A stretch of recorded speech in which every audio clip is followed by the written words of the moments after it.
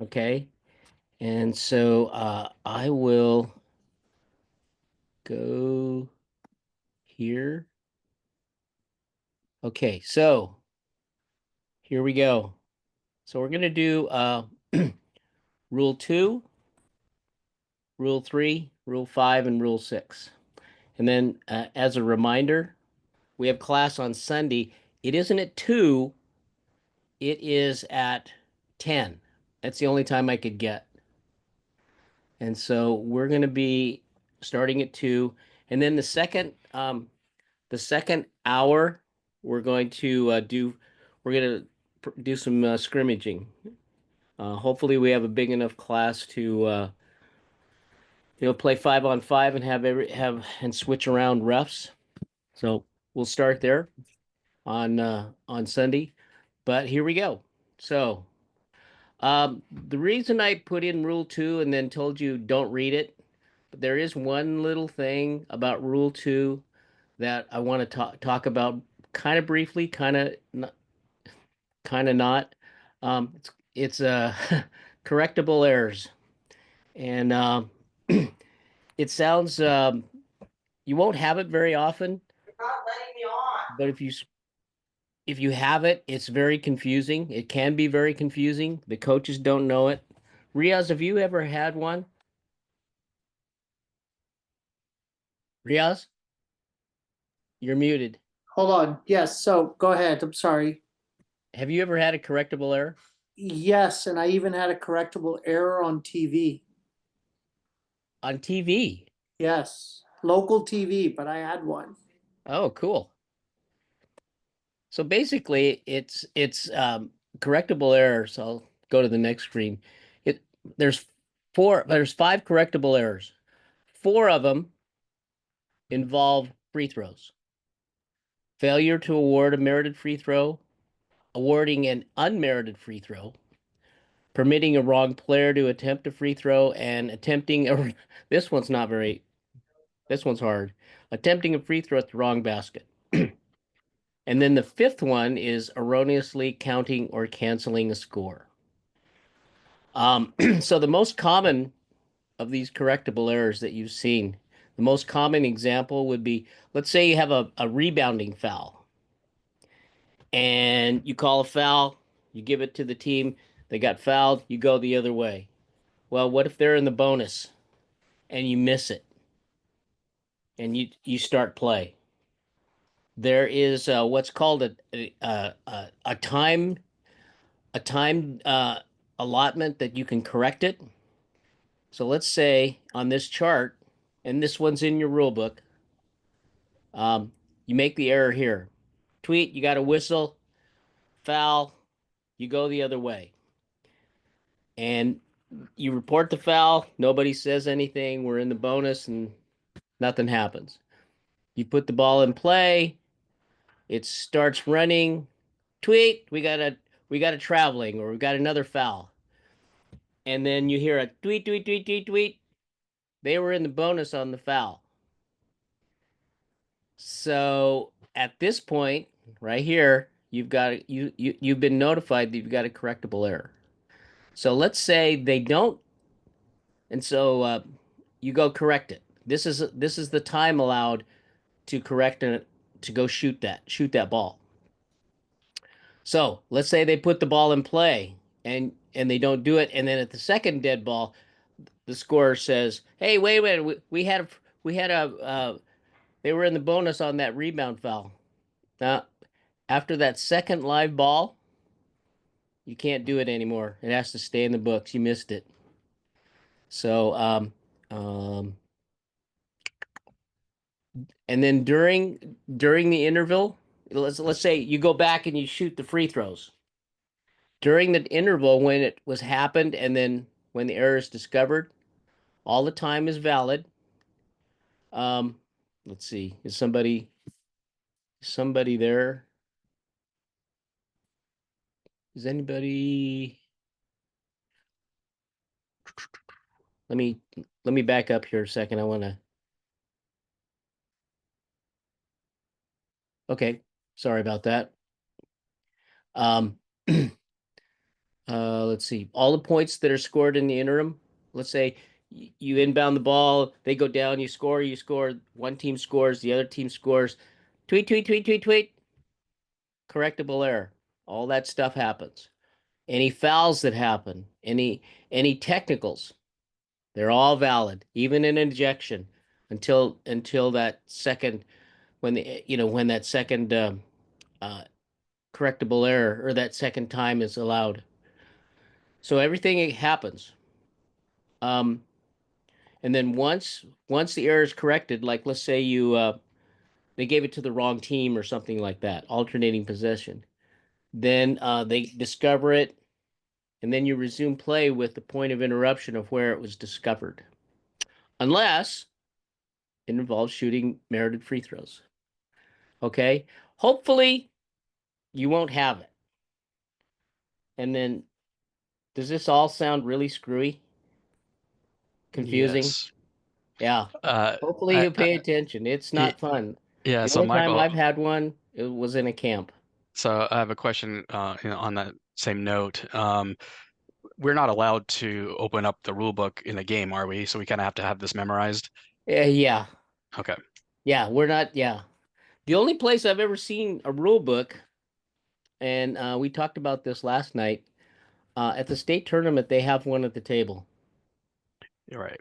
But generally, We're on our own. you're on your own. And it's Yeah. really weird in baseball. I did baseball for a while. If a coach pulls out a rule book, he's ejected. Oh. We're not doing that. But anyway, there's nothing like that in basketball. Um, and I've never even had a rule book pulled out on me. Riaz, have you? No, I haven't. We had a situation this year where one of the officials went back into the locker room in the warm-up period to review the rule book. But no coach has pulled one out on the court. Okay. Okay. So let me give you an example here. You're gonna love this play. Um, let's see, where are we at? Here's I'll give you an example of what it would look like in a game. Okay. Oh, let me back this up. Okay. So let's say there was a foul on this rebound, and and uh, and one team was in the bonus, and so they call the foul. They inbound the ball to White, and White was Black was shooting. Okay, so let's imagine that there's a foul. They've inbounded the ball to White, and White no, White was shooting. White would have been shooting. Instead, they inbounded the ball. Okay, so we've had a rebound foul. Imagine we've had a rebound foul, and they should have been in the bonus. And instead they inbound to White. White gets the ball, and then this happens.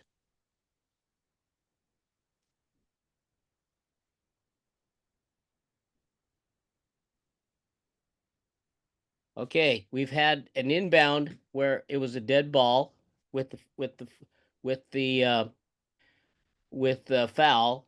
We inbound the ball, first live ball. Remember how we talked about first live ball?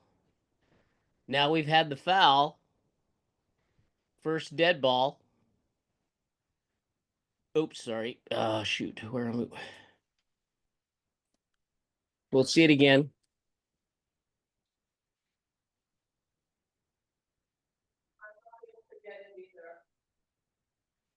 Foul here. We inbound it. Hey, Steal. Mike, Second, first live ball. Dead ball here. So let's say that when they go to the table, this guy goes to the table to report the foul. The horn buzzes and says, "Hey, White was supposed to have free throws." So what do we do? It's within the first time. It's within the allotted time because it's at the second live ball or first dead ball, but we haven't put the ball in play a second time, so it's correctable. So what we would do is we would correct it by going to the free throws. We'd do the free throws down there. Nobody on the line. Nobody on the line. And then after it's corrected, we go back down here and we do whatever we have here, whether it's we shoot 2 free throws for the foul here. So it's really confusing, right? Yeah. Hey, Really confusing. Mike, we only have 6 people on. I know Kaon's having trouble getting on. We may have other people trouble, or other people may have trouble Oh, getting here we on. go, participants.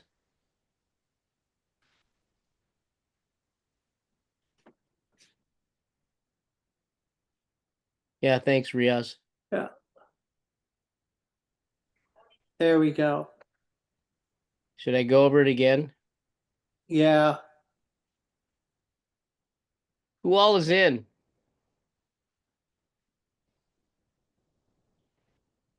Roderick is in. Oops, that's me. Sorry. So where we were right now, we were talking about correctable errors, and basically a correctable error. Let's say, oops. I don't know how to get this off. Oh shoot.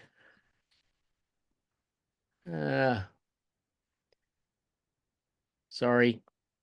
So correctable error. Let's say a error happens here, and they don't and at the next dead ball they discover the error that let's say somebody was supposed to shoot free throws. We can correct it before we put the ball in play the second time. Okay? And take a couple of seconds to look at this. There's 5 correctable errors, and 4 of them involve free throws. Failing to award a merited free throw, awarding an unmerited free throw, permitting a wrong player to attempt a free throw. Remember last week when Brian made his presentation about that?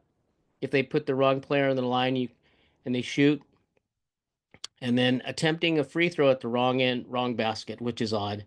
And then the 5th one is erroneously counting or canceling a score. Okay? That's the only one that isn't a free throw. And again, the timeline is the error happens, the ball goes in play, dead ball, and then if it's corrected or discovered before the second live ball. So let's look at this one again. Oops. Here we go.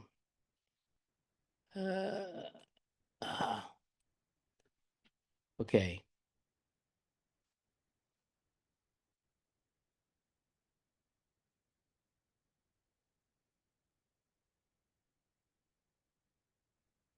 Okay, imagine the foul is right there, and White is shooting.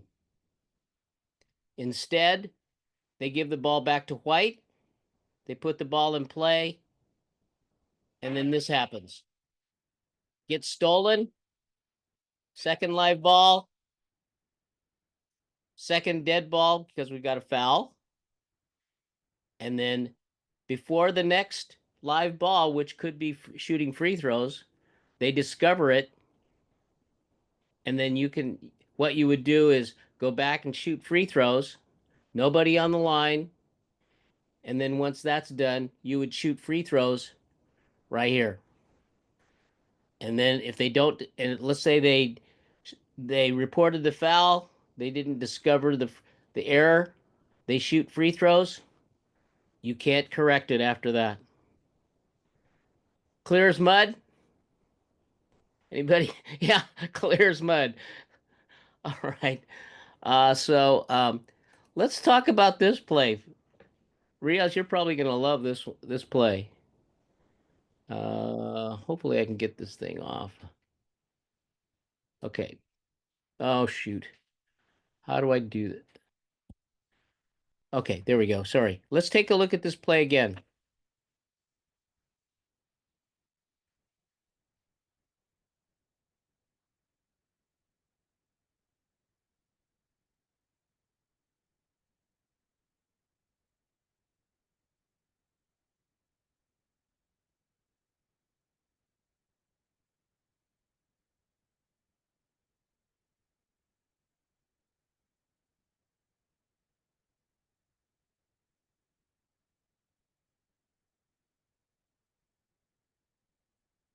So, what did he call on this play? He called it an Anybody can intentional pipe foul. up. What did he call? Intentional foul. Okay, intentional foul. What's an intentional foul?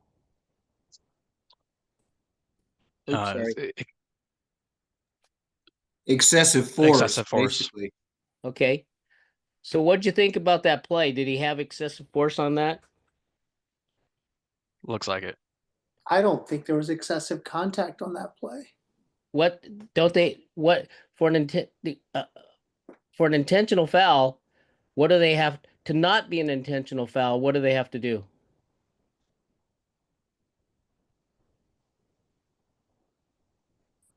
Don't they have to make a play on the ball? Yeah, like a basketball play on the ball. Right, exactly. So what did that look like to you? That looked like he was playing the ball or not playing the ball? Playing the ball. Playing the ball? Who says playing the ball? Raise your hand. Roderick, can you give us a live version of? So did you see what happened at the end of the play? The guy that made the foul, when he came up with, I don't even think he stopped the whistle or stopped the clock with a closed fist, which is what you're supposed to do. He came up with the signal of intentional foul. So remember in the mechanics class when we were going over this signal and I was explaining, remember you can always upgrade. Let's take a look again and watch what's going on at watch the opposite side of the play on this. Watch what happens. Watch the opposite side of the court on this.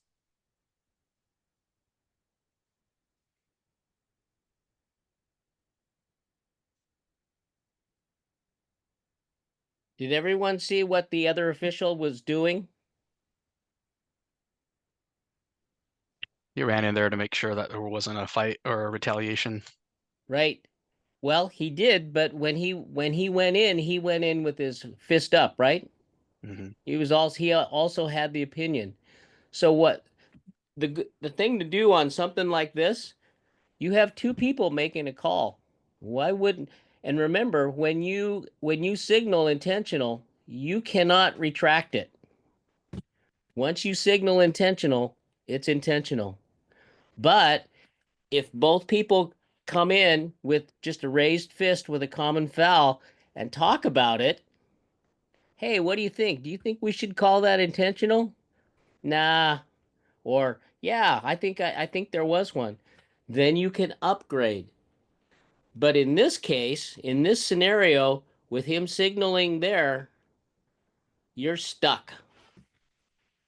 So what did we decide on this play? Was it intentional? Was it not intentional?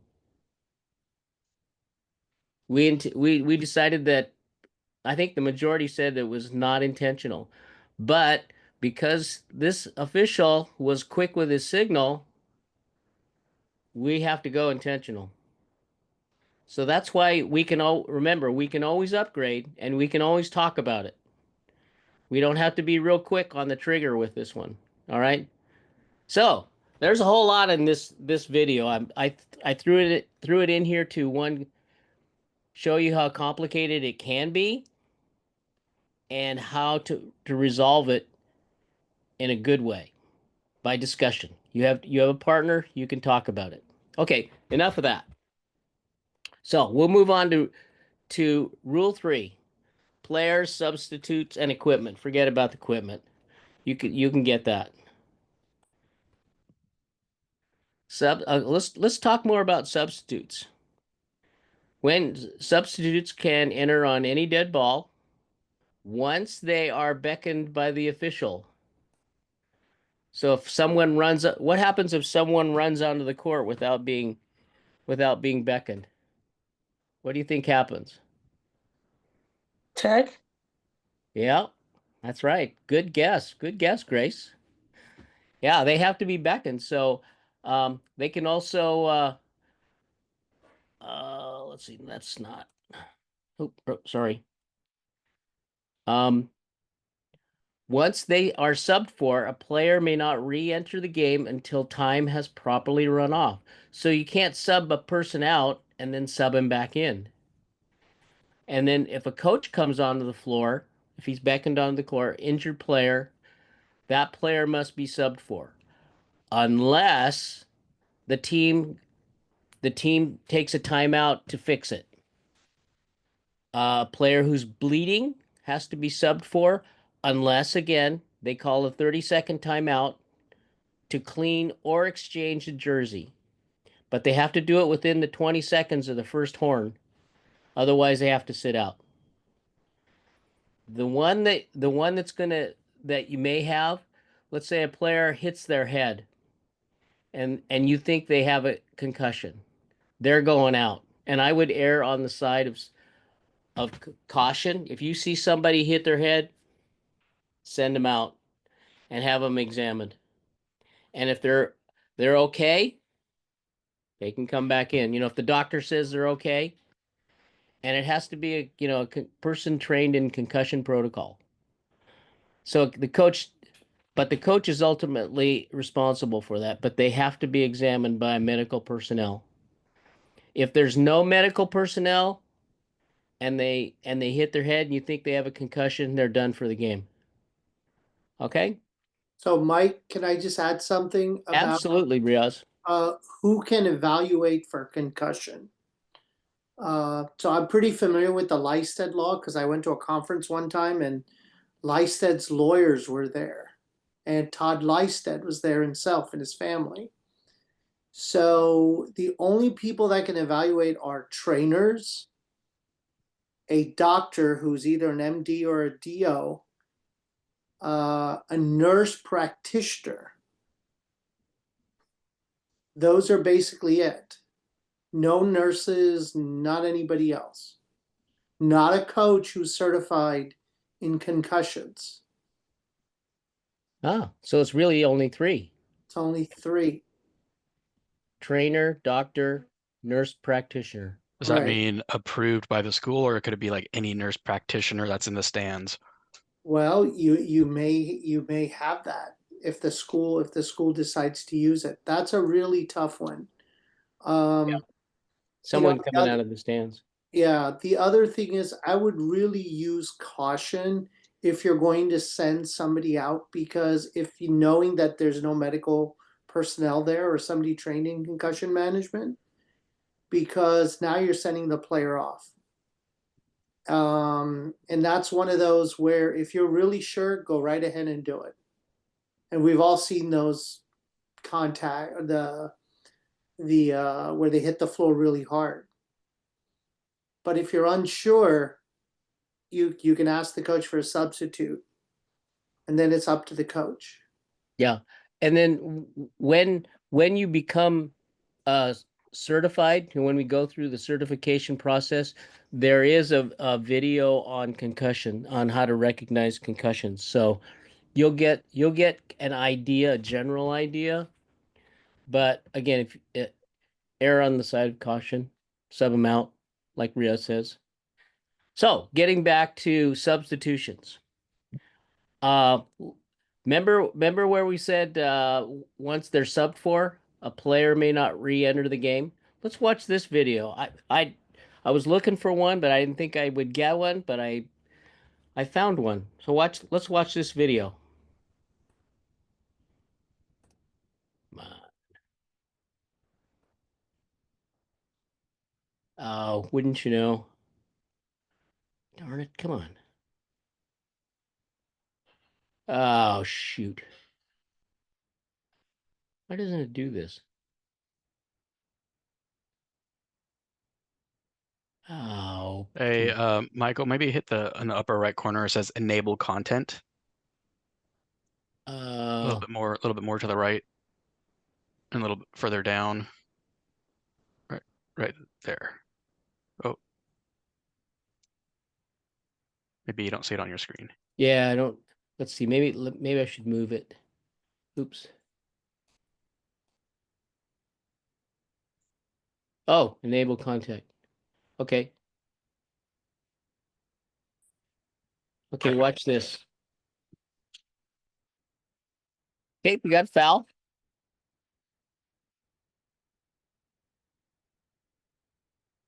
Watch this player, number 15.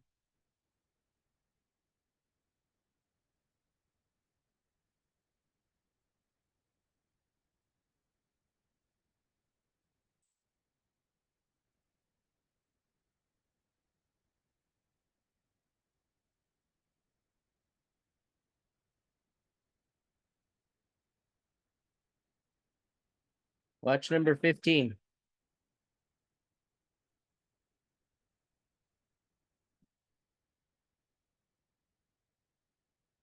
He sits down.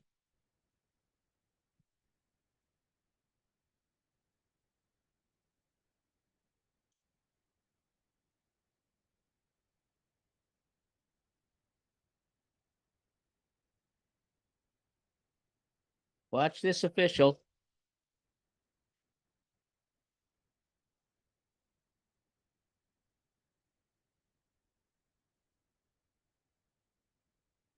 Coach wants to talk.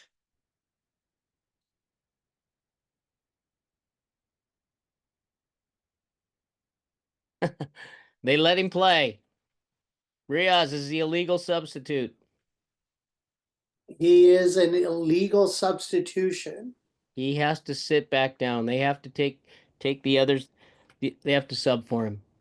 So a second has to go off the clock before he can come back in. Right. Have to have a live ball. Now, I had a situation like that earlier this year, and the coach says he's replacing my injured player. So we have the sub leaving. Now we've got an injured player. Now he sends him back in. And I'm Whoops. like, meh. I'm like, okay. I'm not going to split hairs at that point. But you will see it. I had a situation many years ago. I actually watched a game. We had an injury. So the coach subbed one of his better defensive players, sat on the bench for 2 minutes while the injury was attended to on the court. And when the injury ended, that player came back in the game. And all the Really? officials were talking and everything, but it's still an illegal substitution. Right.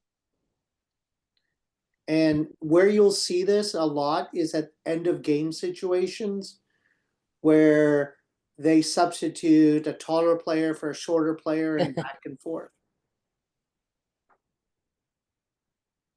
Okay. So you just got to make sure that they come out and they're out for a second. You'll see this too when they're at the end of a game when somebody's trying to they have to give fouls and they'll sub their best, maybe their best shooter. They'll sub him out. They get the ball back and they'll sub him back in, and make sure that time is run off the clock. Okay. So enough for that. So we'll go on to scoring and timing. Rule 5. Oops. Scoring. Take a couple of seconds to read through this. I'll give you a couple seconds. It's kind of boring.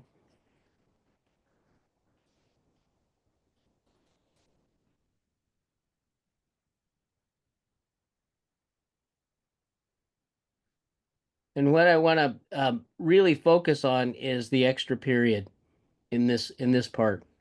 This, okay. Everybody everybody good here?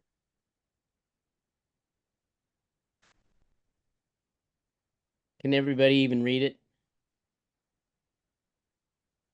Yeah, we can read it. Okay, so when you have an overtime, the extra period is let's say the overtime period is 4 minutes, and the overtime period is really an extension of the fourth quarter.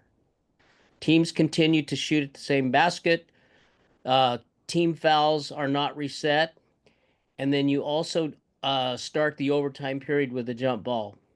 So here's the situation, and this has happened, and you're going to get an argument, but this is what happens. Let's say they're at the end of the game, the game ends in a tie, and one coach is adamant that they got fouled, and he comes onto the court and he gets a tee. The technical fouls shots are awarded, but they're shot right when it happens. Let's say that the shooter scores. Now it's not tied, but because the extra period, the fourth quarter has ended, you still play the overtime, regardless of whether they make the free throws or not. So if they make the free throws, then you would start the overtime period with a throw-in by the team that shot the free throws, and then you would go, and then because they inbounded the ball, the alternate possession arrow would go to the other team.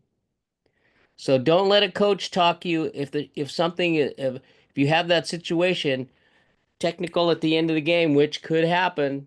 They make it. He says we won the game. No, you're still playing the overtime. Okay? Anybody have any questions? Kind of like the Yes. opposite of the NFL. If someone were to score a touchdown and the time goes to 0, they get the extra point with 0 on the clock to win the game. So it's Right. basically the opposite, right? Right. Once it hits 00 on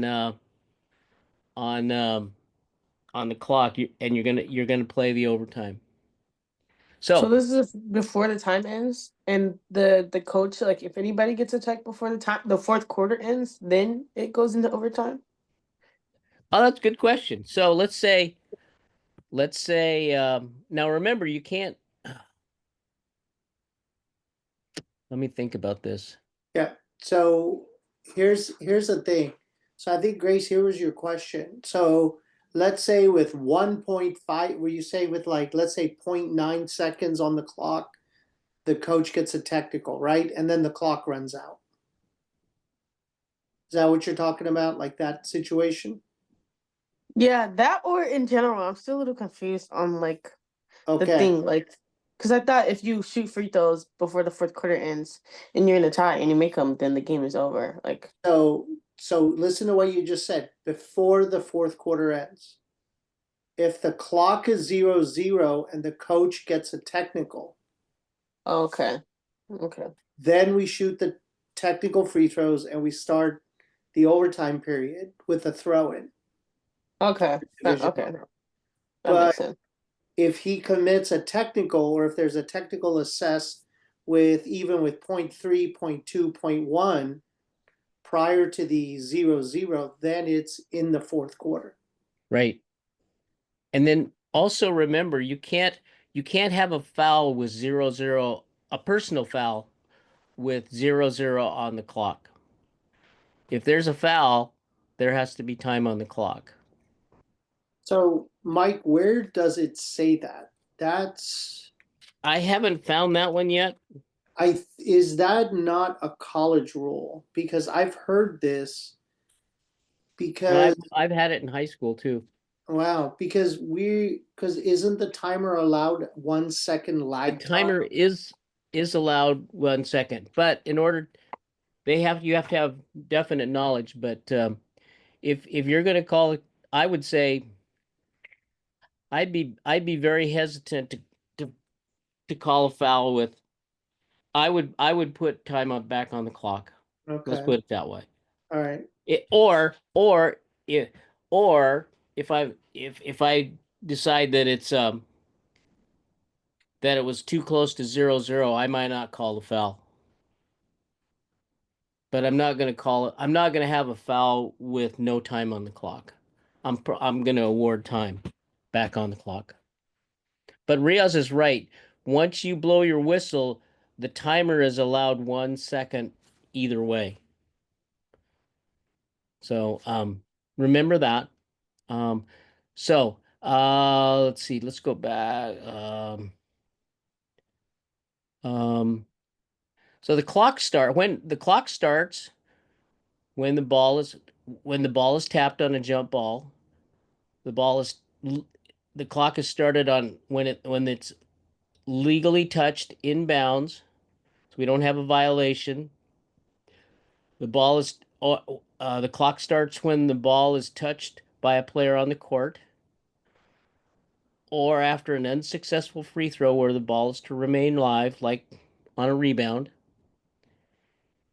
And then the clock's, let's see.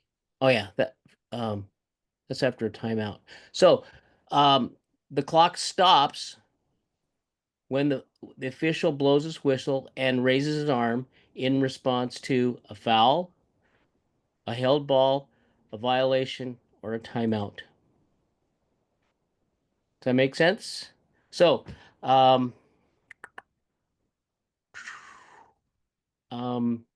exceptions. The clock, the clock does not stop until a tap or try ends. An airborne shooter returns to the floor. Wait a minute. Oh shoot, this is live ball. Sorry, got that wrong. Yeah. Let's see. So, That's during dead ball. So if the clock expires, yeah. So, regulation time, quarter and OT ends when the horn sounds, not when you hit 00. That's by the rule book. Rule 5, Section 6, Article 1. So let's take a look at this. This clip. Tell me if you think this. Tell me what you think about this play. Saw a half court shot last year. There's 3 seconds left.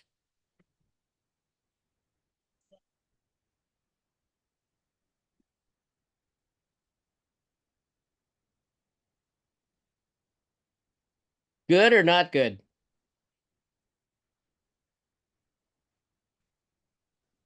Who says good? Could you play that one more time? It kind of skipped.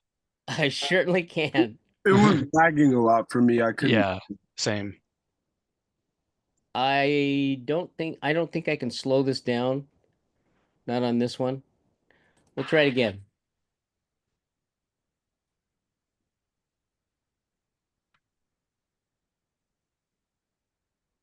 Saw a half court shot last year.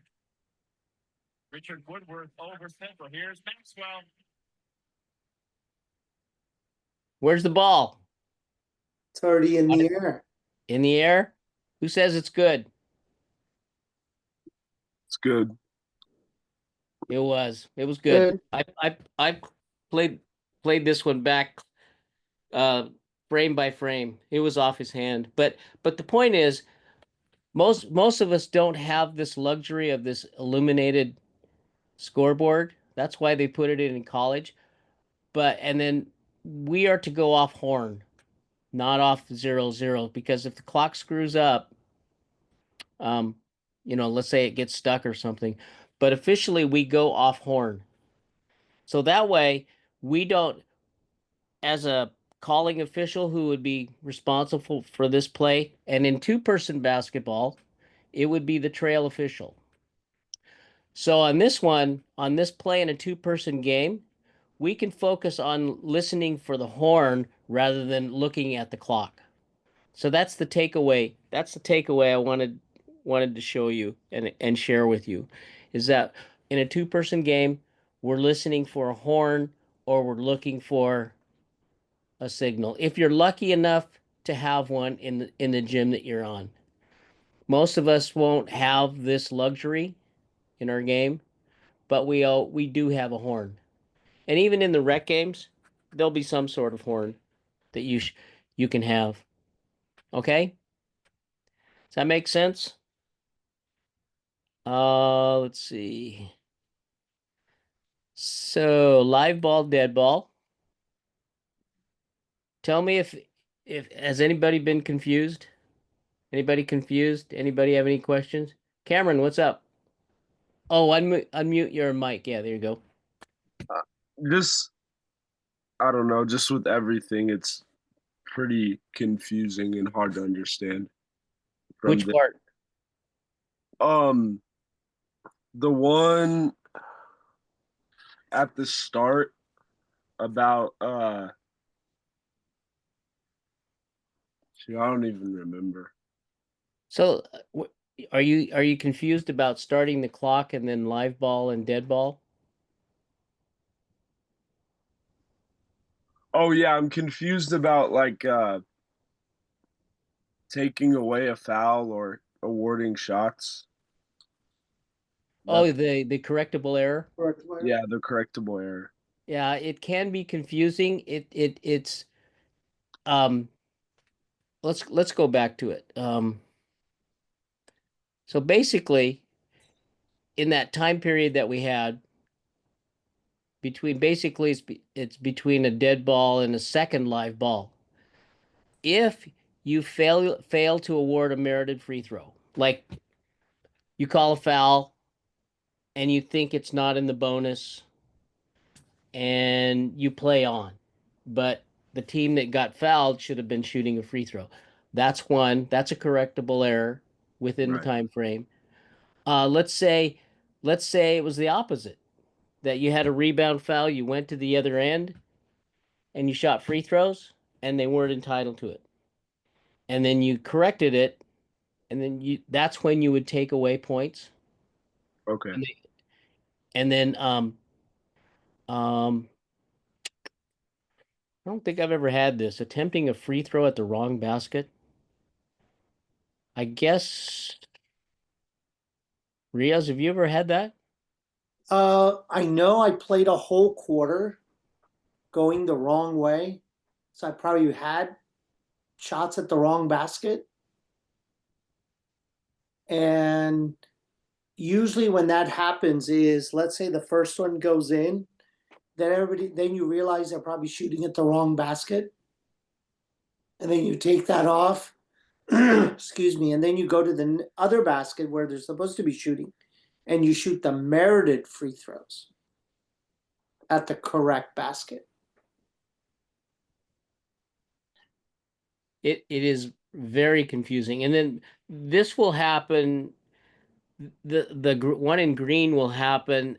Let's say you mark or let's say you mark a three, and it goes in, but their foot's on the line, and you can and your partner knows it, and you get it right within that time frame, or let's say they shot a three and you didn't mark it, and then you realized, hey, that was a three, and now you're going to make it a three rather than a two, and that's another example.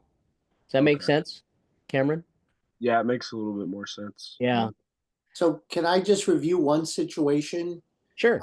So this happened to me. So this is one that'll happen. So here, and it's this one here where it says failure to award a merit or failure to award merited free throw or free throws, where person got fouled, went to the line, and this was the era of the 1-and-1 and the double bonus. So I said 1-and-1. Here we go again, Mike. Yes, we did. One and We won't one. go there. Yeah. The player, I could still see the players involved. The home team shoots the first free throw and they miss it. Okay. So the blue team gets the rebound. We play for 2 minutes without any stoppages. And in that 2 minute, you hear 3 of the coaches for the white team say, that's 10, that's 10, that's 10. And in between all this, I look up and it says 10 team fouls for blue. So now the white player that shot is is entitled to a second free throw because it was a double bonus, right? Right. So now play goes back and forth, and after that 2-minute period, the white team scores a basket. And this is running through my head as this is going on. The white team scores. Now we blow the whistle and we stop it. We stop play. So now here's where we have the dead ball. If you can go back to that. Yeah. So we have the dead ball. Right here. Right. And we say Yeah. number 41 should have been shooting a second free throw for the white team. So she goes back to the line and shoots her second free throw. But nobody's lined up because with the white team scoring, because here's where we have the point of interruption. She goes back, we go back, we shoot the free throw. And then the point of interruption is when the white team scored. So who gets the throw in? The blue team. Exactly. And we play from there. We play from there. And the And coaches are not going to know this. You're going to have to know this and be confident in what you do. It takes a little bit of study and familiarizing with those scenarios and how you would adjudicate it. But if you're confident, you're going to get through it. And that's hopefully you don't have this because it's very confusing. It's very confusing. And most people, well, you don't see it. And so most people aren't familiar with it. Thank you for going back and re-explaining it. Okay. Let's see where I'm showing my age. Where were we before? go to, let's see, up right there, slide 10. Right here. Yep. Yep. 15. I'm sorry. Yep. 15. Yep. Okay. Live ball, dead ball. Yep. Okay. So the live ball is it's a live ball on only 3 occasions. Jump ball, when it's tossed, when it leaves the referee's hand, the ball becomes live. But the clock has not started until the ball is legally tapped. Yep. Okay? The second one is on a throw-in when it's at the disposal of the thrower in. Now these seem a little bit innocuous. I'll go with the third one. On a free throw, when at the disposal of the free thrower. There is a big distinction on when it's live and when it's dead. I'll explain it in a little bit. So the ball becomes dead when the official blows the whistle. Okay? Foul, whatever, out of bounds, timeout. That's when the ball is dead. When a goal is scored, and when do we score? When is a goal scored? Anybody remember the definition of a goal? When it enters the basket. And from the time, and then it's dead until we have a throw in when it becomes at the disposal of the thrower in. So let's say the ball is good, it's bouncing on the floor, no one's picked it up, we still have a dead ball. Okay, the ball becomes dead on a held ball, a foul, a free throw violation, or just another violation. So the distinct, wait, I'm sorry. Let's see. And then we have an exception, which is until a tap or try ends, an airborne shooter returns to the floor. And then while a tap or try is in flight for a free throw or a shot. So the live ball, dead ball situation is a big deal because of what happens during a dead ball. If there's contact during a dead ball, it becomes a technical foul. If it happens during if contact happens, illegal contact happens during a live ball, it's probably just a player foul. There's a big difference. How many fouls do players get during a game? Generally, 5. 5, 5. How many technical fouls do you get during a game? 2. 2. 2. See the big deal?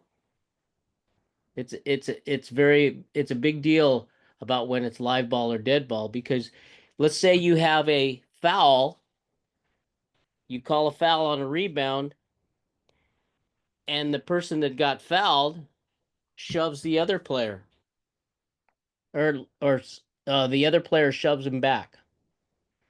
So because we blew our whistle and called a foul, it's a dead ball. So the first foul is live. The second foul, the contact, is what? Technical. It's a technical foul. It's called a dead ball technical. And it's one of the two. Okay? So that's what the distinction is. So I want to show you this clip. Just remember when we talked about jump ball and the responsibilities of the lead and trail? Imagine there's not a third person here. Imagine that this person right here doesn't exist. So we'd have the referee and we have the trail. Okay? Watch what the new trail does on this.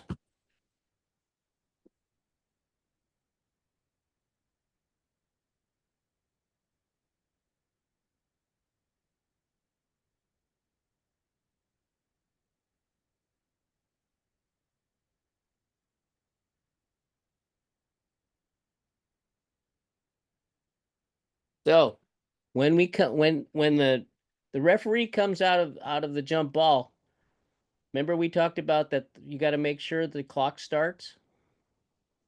So that's what he's doing.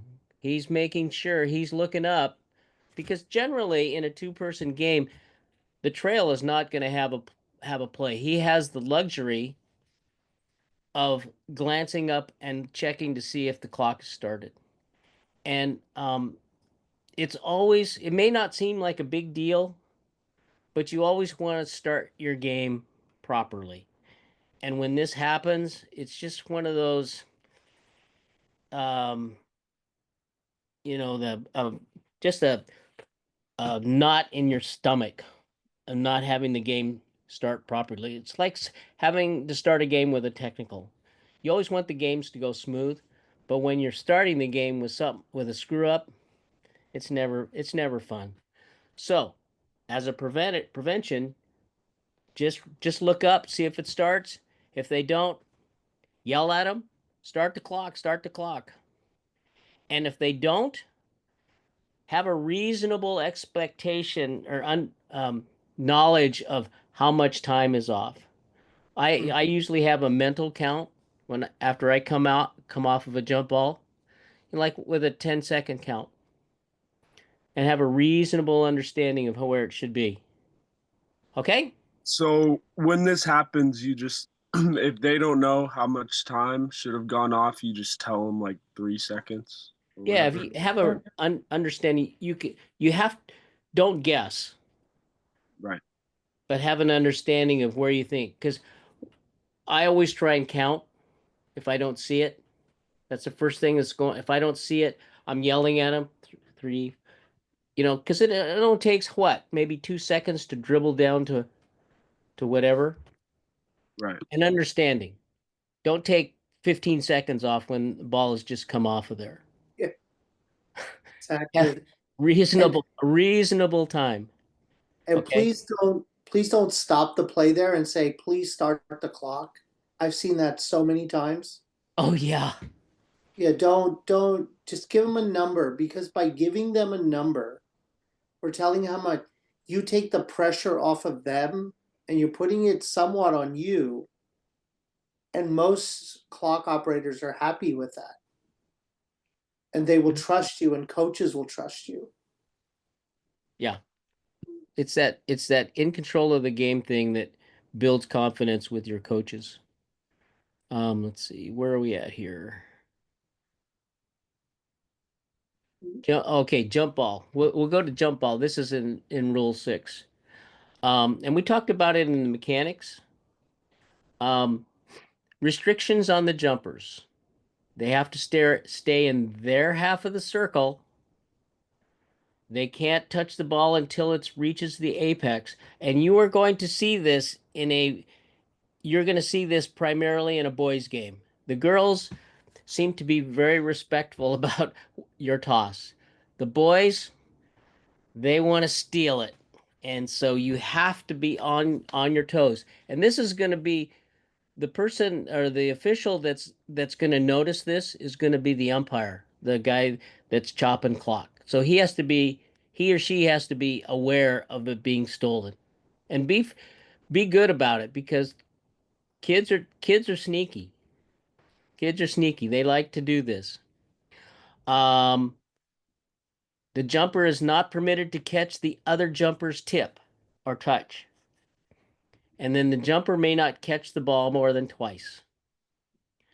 And then we talked about the restrictions of the non-jumpers, the people who aren't jumping.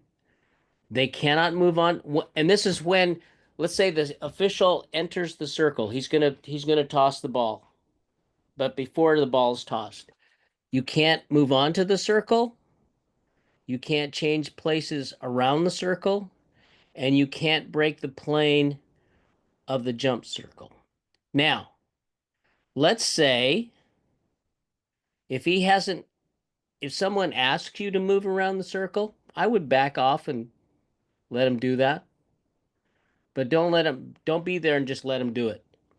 And then for the preventative officiating part, don't let them cross legs. And then let's say white is occupying two places on the floor next to each other, and blue wants to be between them, they're they're allowed to be between them, and they must be allowed to get there. Okay? And then as we talked about before, play is live when the ball leaves the referee's hand on the toss. And then the clock starts when the ball is touched. And then you'll have this every once in a while. Both players touch the ball and it goes out of bounds, and you don't know who touched it last. The ball is rejumped by the same two players. And make sure you reset the clock to 8 minutes, okay? Because that's probably what's going to have happened, is they're going to start it. So, implications of a dead ball: teams can't score. Any fouls committed during a dead ball are technicals, remember, and are not common. So, jump balls are pretty boring, right? Let's watch this play. Tell me what you got. Oh, let's see. Do I have to watch this? Game starting. Players are on their halves.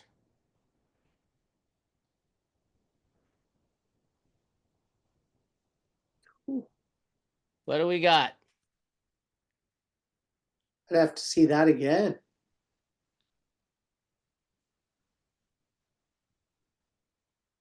Watch this. Is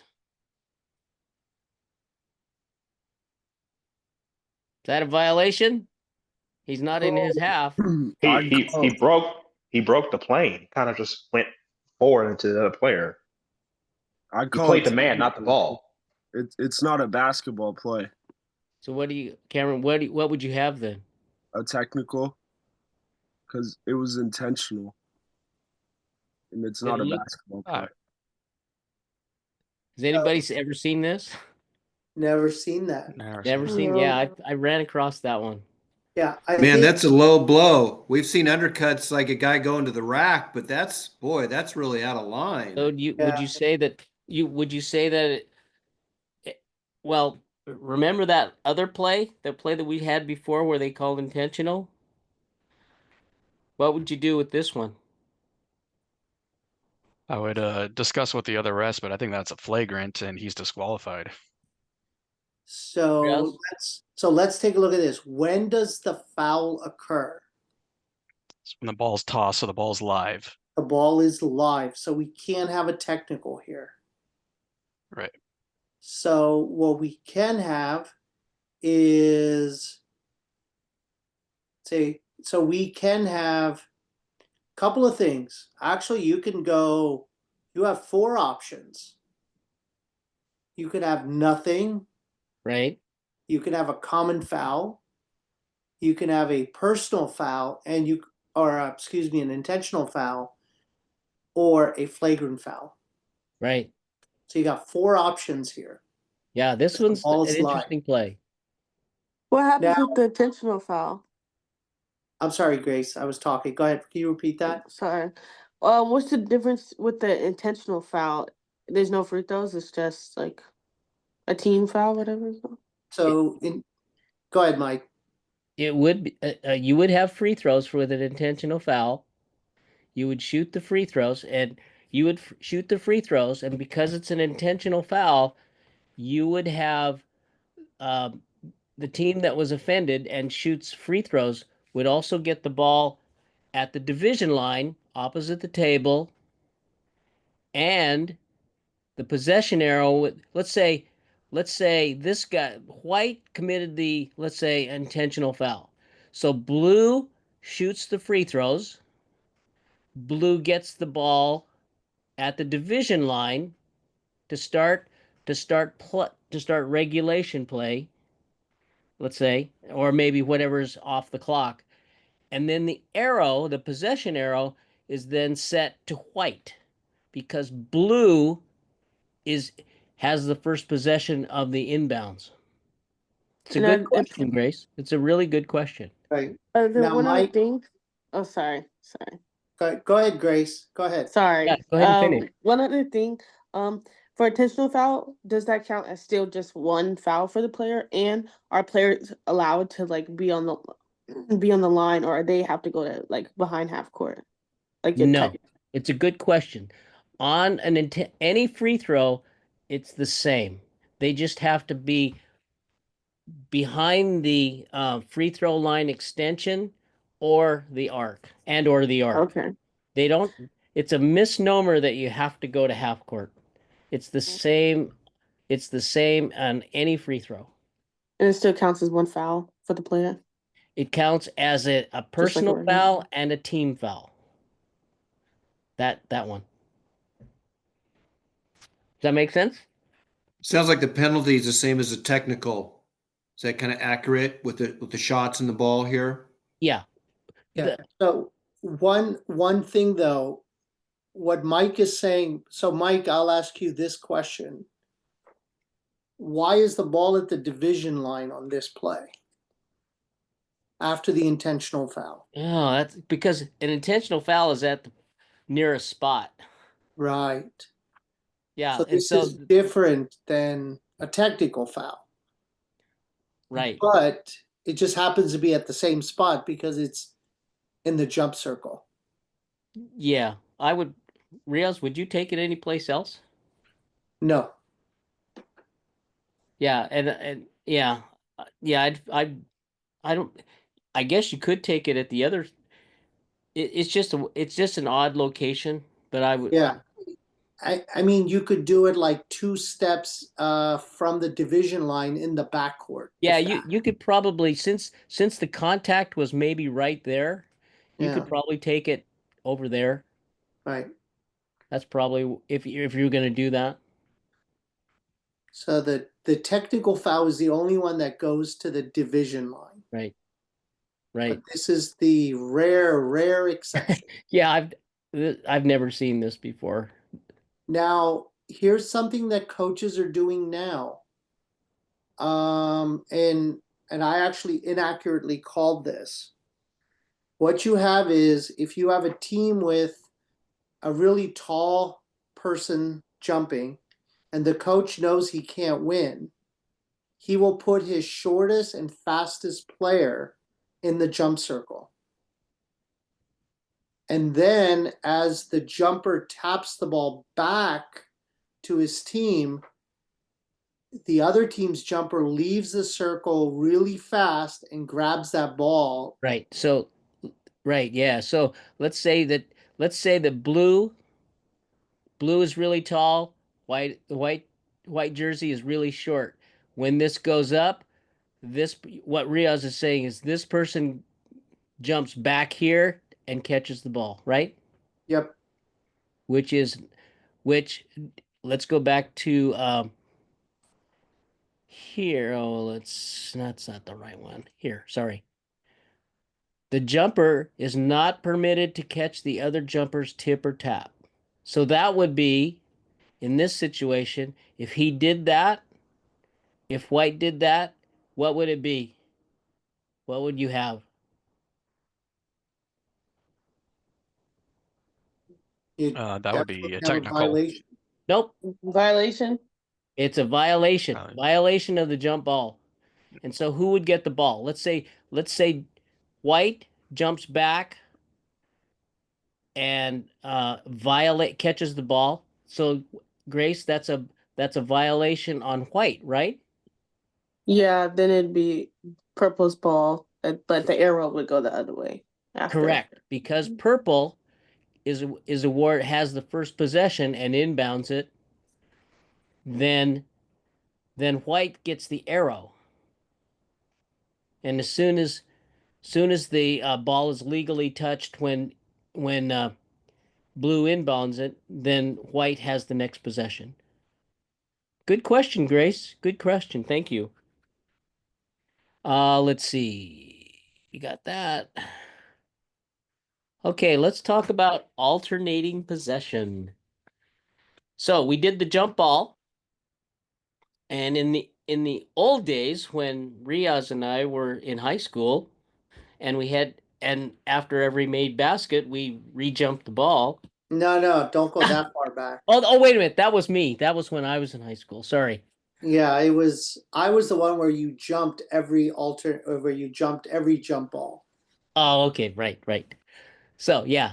But now to speed up the game, we have this alternating possession. And so every jump ball is determined by the alternating possession. So the team not getting control of the jump ball gets the first possession that we've talked about. And the alternating possession is then used to resume play to start the second, third, and fourth quarters, which is real common. You see that every game. A held ball occurs, jump ball. What you will see sometimes is the officials can't determine who caused the ball to go out of bounds. And so neither one knows, and a jump ball or an alternating possession is determined. And then the one that's kind of interesting is when somebody takes a shot and it lodges between the backboard and the rim. And so no one has possession because remember when the shot is in the air, there's no possession. So if it lodges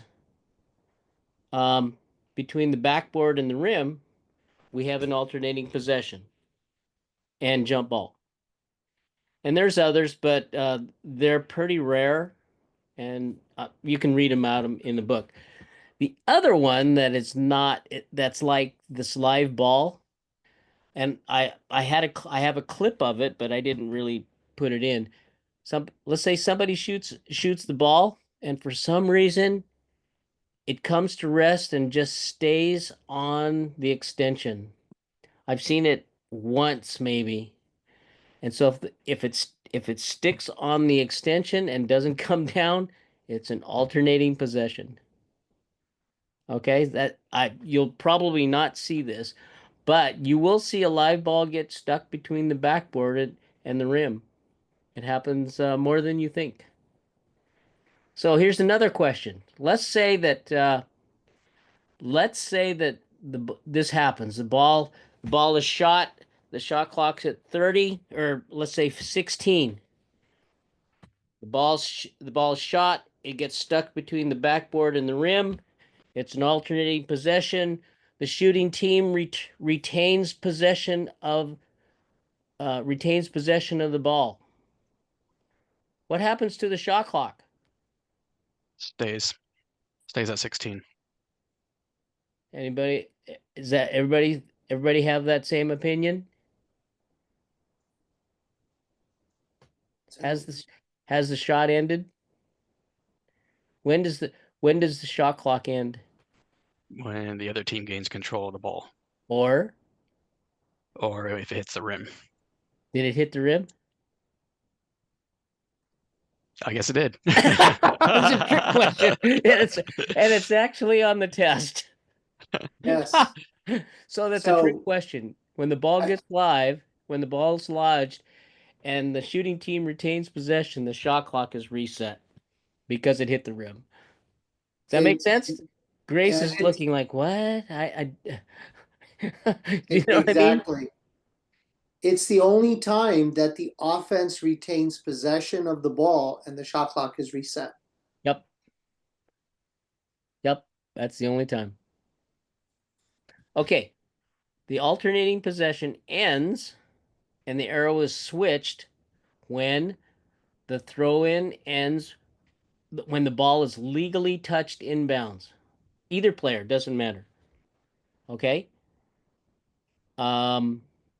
The throw in, if there's a foul, let's say there's a foul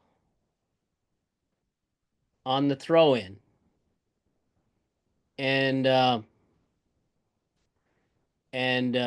ball goes back to white.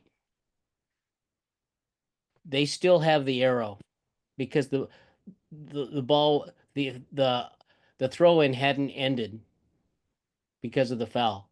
Now, let's say the throw in team violates the throw in. Let's say it's a spot throw in and they take 3 steps. And tweak, violation, throw in violation, ball goes the other way. This is the only time when they lose the arrow because they violated the throw in provisions. They lose the arrow, and you're gonna have to pay attention to that. Okay? That's if the person like out of bounds, the throwing person like travels or something like that. If it's not Yeah, a that- made basket. You mean after a made basket? If it's like not if it's not a made basket and they like throw it in and they can't like move the baseline, you mean? So what Um, she's saying is we have a spot throw in right. and the player moves from the throw in spot. So it's a Yeah. violation and not a travel, Grace. Oh, okay. Oops. Yeah, violation. It's just a throw in violation Right. Okay. because you moved from the spot. Yes. Okay. Yes. And so in that case, there's a violation. White loses the ball and they lose the possession arrow. Might get it. You might also have a technical foul if I'm the coach because he doesn't understand the rule.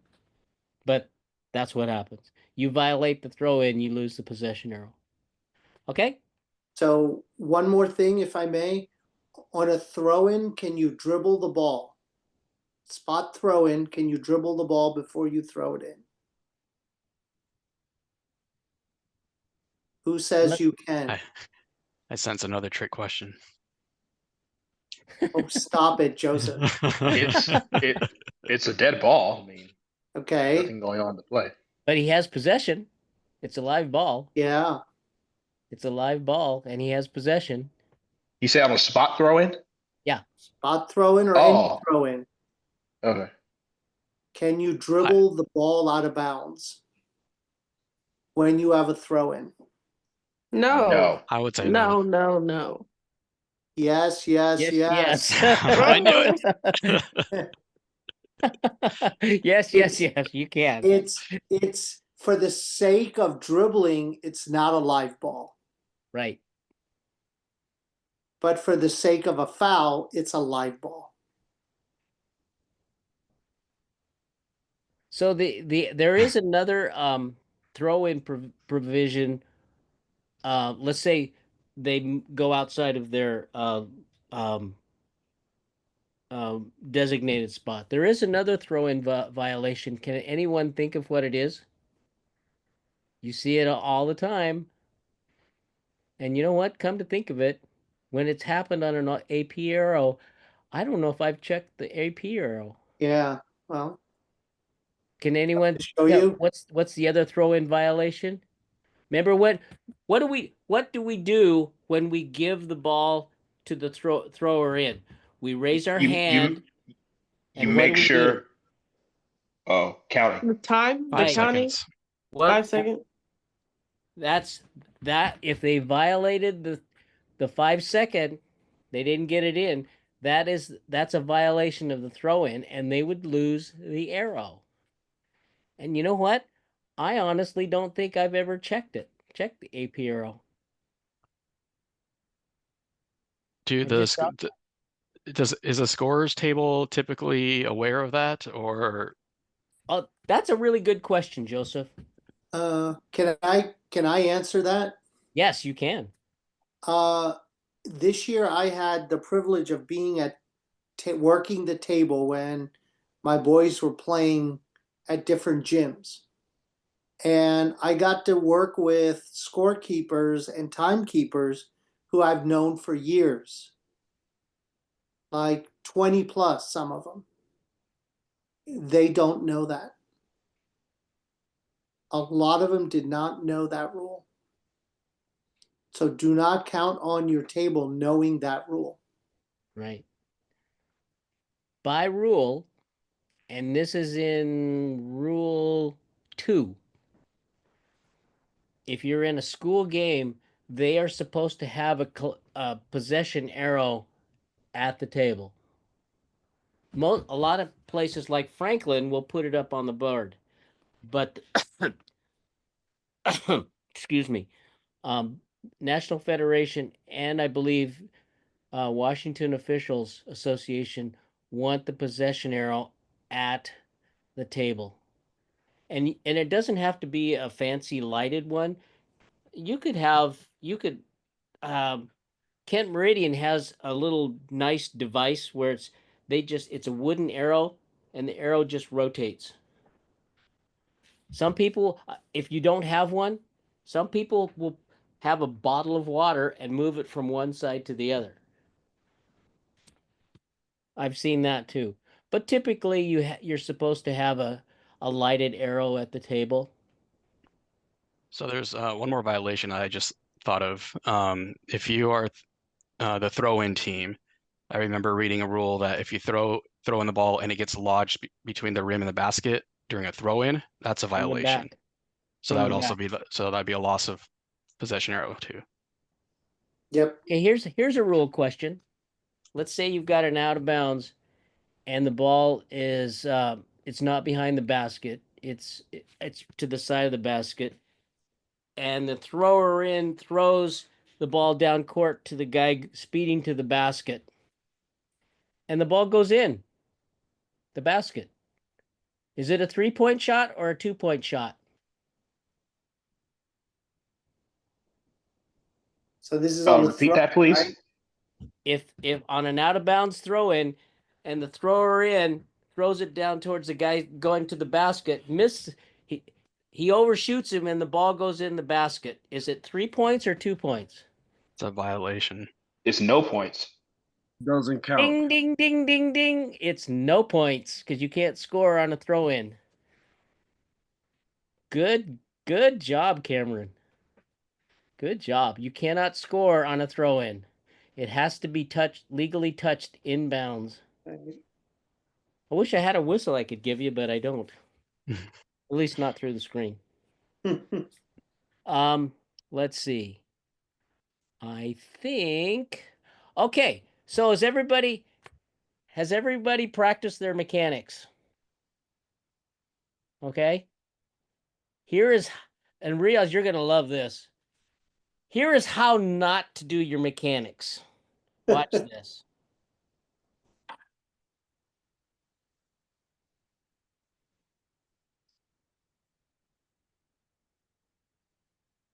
Oh, A blarge by one person. Guess who that person was? That was Mike Lloyd. No, that was me. Was that you? That looked like me. You had a lot That of was hair me. back then. Yeah, I had hair back then, yes. Wow. So guess what? I got that call 50% right. We'll see that again. We'll see that again. Watch the reaction of the coaches.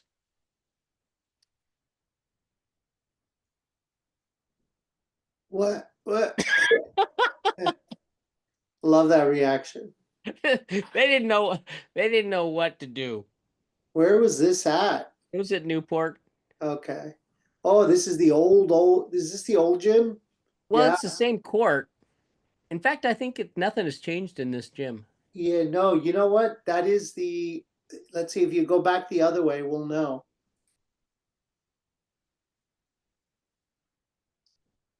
This is the old gym. They have a new gym? Yeah, they redid it a little bit.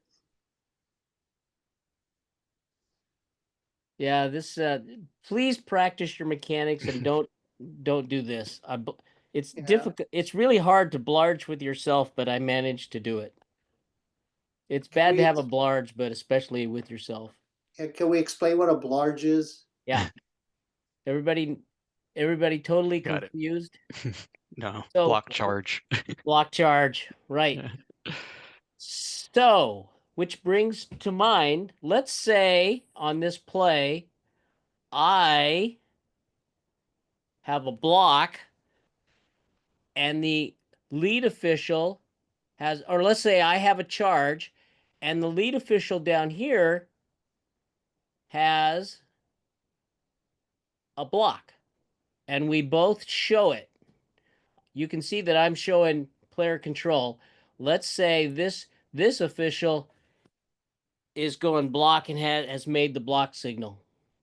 What do we have? This is kind of obscure. It happened in the state tournament in the semifinal game. Ask Manuel Fernandez. So guess what happens? Did anybody guess? You just talk about it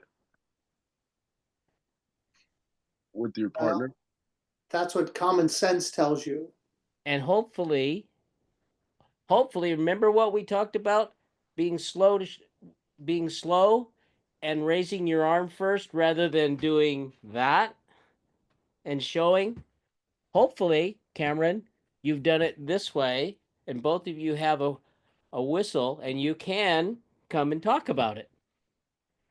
However, this is pretty obscure, but you will see this. I'm showing player control. My partner is showing block. If both officials are showing different fouls, guess what you have?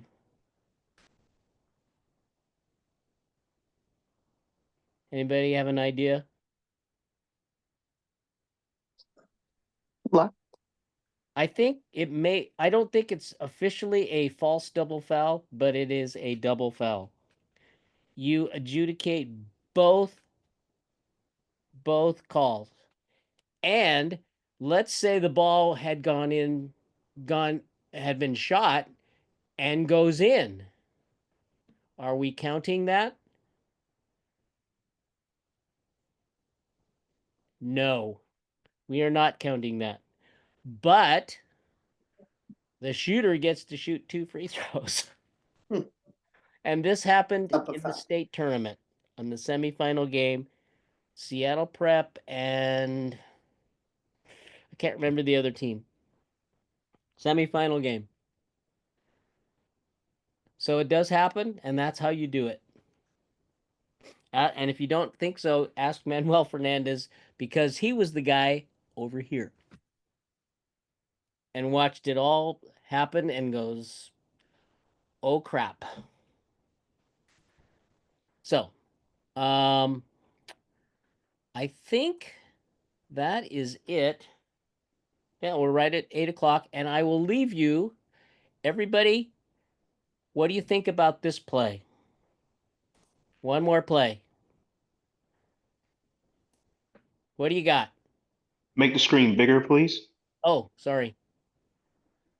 Oops, wrong one. Dang it. Oh, shoot. Top left.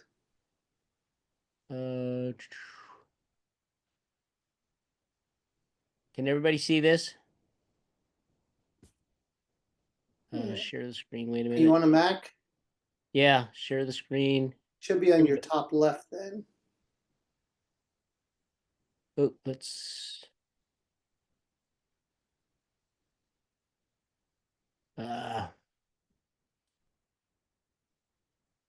Share screen. Oh, wait.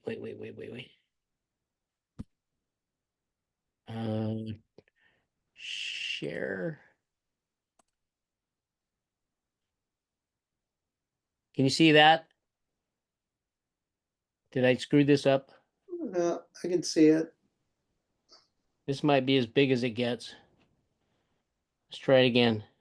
Can everybody see this play or see the screen?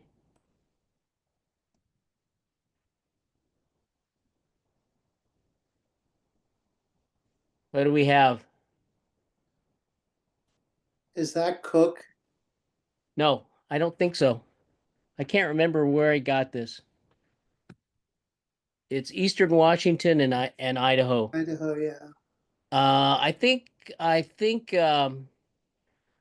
oh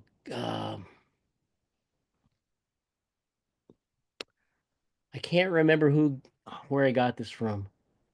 Well, let's see. If we see this again.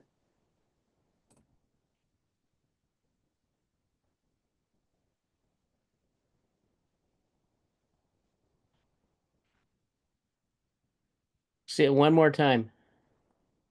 I'll stop it. What do you think? Okay, I'll start the parade. I'm going block. I don't have a charge. Me too. I don't think his feet were set and he wasn't not moving before. Well, Grace, hang on. Let's talk like officials, okay? His feet don't necessarily have to be set. Did he establish legal guarding position? No. Yeah, he just stepped in front of him, so it's not legal. Do you think the official had a good look at that play? Where was let's replay it. I'll stop it. There's the contact. Where's the official? Oh, he's got Official is right there. He doesn't have that good of a view. Kinda. It's okay. It could be. Here's what I would have suggested. Remember we were talking about if you get beat, get a good angle. Here's what I would have done. Let's play it again. Ah, shoot. Okay. Ah, shoot. It didn't stop. You see where the volleyball line is? Yeah, right there. Yep. I would stop right there or right about there because then your feet are set and when you're running, your eyes have a tendency to be going up and down. So watch right about there. I would probably stop and get it because you know there's going to be a collision.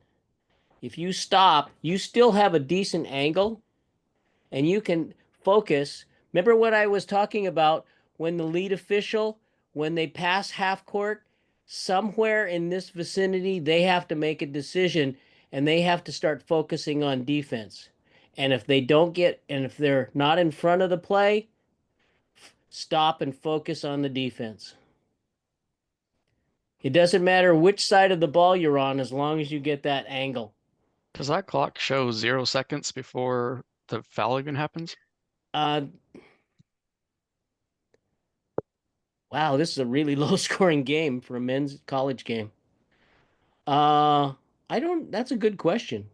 I don't know if that comes into play. It could, well, it wouldn't be the shot clock. It could be they haven't reset it. Yeah. But or sometimes the the video feed cannot connect to the scoreboard either in some fashion. Yeah, that's Okay. true. Remember, does anybody, oh, Grace might know this. Was it it was 2 years ago when I think it was Kent Ridge beat Bellarmine Prep on a last second shot. Rios, do you remember this play? Have you heard about this play? Was it the one at the state tournament? Yes, it was. Yeah, so it was East Lake versus Oh, East Lake. Bellarmine, Yeah, that's right. And Bellarmine Prep. right? And Bellarmine Prep produced some sort of photo that showed 0 on 0-0 on the clock as the ball is going off, and it made it to I want to say it was ESPN. Yeah, the news. I remember this. Guess what? It was the wrong clock. It was the clock above the backboard. And the shot clock had been turned off. And Bellarmine Prep said they got screwed. They didn't have the right clock. And I believe at the Tacoma Dome, that shot clock does not have game clock. Rios, do you remember? No, it doesn't. It Yeah, doesn't. so- One of the few. But there was also another picture where they showed the red light on at the top of the backboard with the shooter holding the ball in her hand. Wow. So yeah, that's a whole nother can of worms. That would be a whole nother can of worms. But anyway, on this play, I would, if I had to rule this play, I would call a block. It's a tough call because it looks like he gets there in time, but I'm Yeah. probably not giving that one to him. It looks like he's moving into the path as too when you play. Yeah. So I would probably call that one a block. Let's look at it again. We'll play it again one more time. So Grace, one question for you. If he established legal guarding position, do his feet have to be set then? No, You sure? no.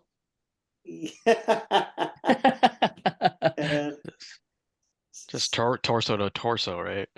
Well, here's the bottom line. If you establish legal guarding position, your feet don't have to be set. They also Provided you meet the provisions, you can move, what is it, obliquely or backward, right? obliquely or backward. You just can't move into the path of the offense. I knew it. I could tell. So here's another question that let's say that the defense is moving backwards and that same collision happens. Who caused the collision? Offensive player. Pardon me? Offensive player. That is correct because the defense is moving backwards. They did not move into the path.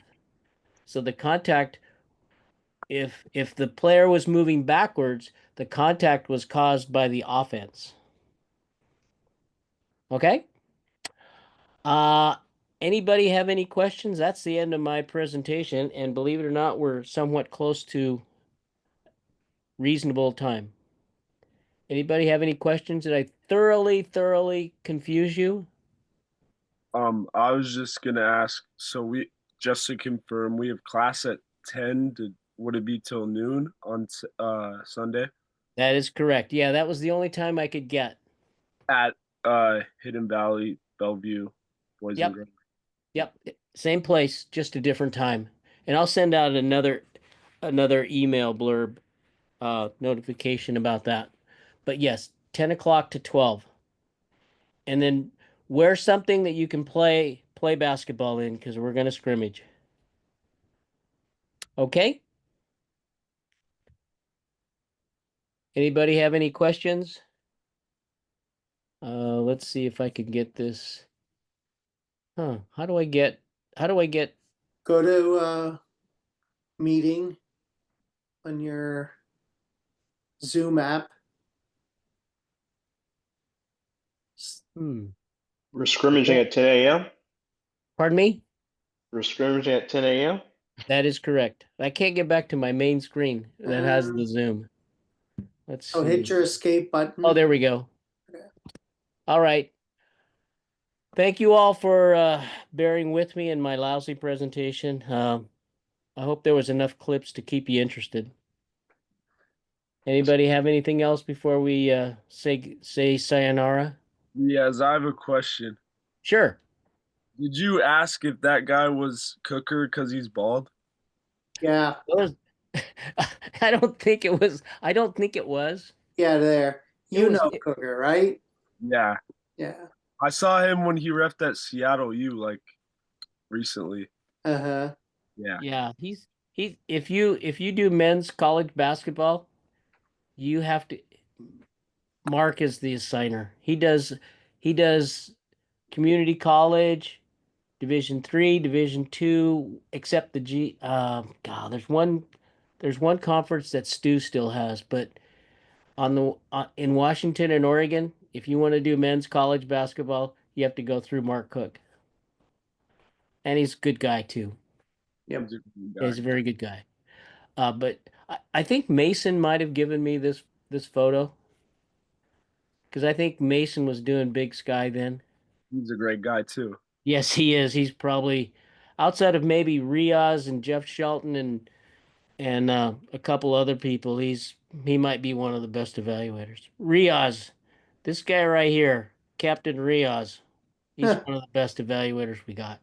No, you're too kind. I got a long way to go. We always keep working at it. Yeah. If you Yeah. think you know it all, it's time to quit because you don't. And trust me, I still screw things up, and that's the only way to learn Yeah, don't be afraid to make mistakes. and embrace it. All right, folks. That will end it. So let's see. I will end the meeting. Okay. We'll see you Thank- all on Sunday. Okay. Thanks Thank for you. being patient, Bye, folks. ready. All right. Thank you. Thank Bye. you. Thank you. Thank you.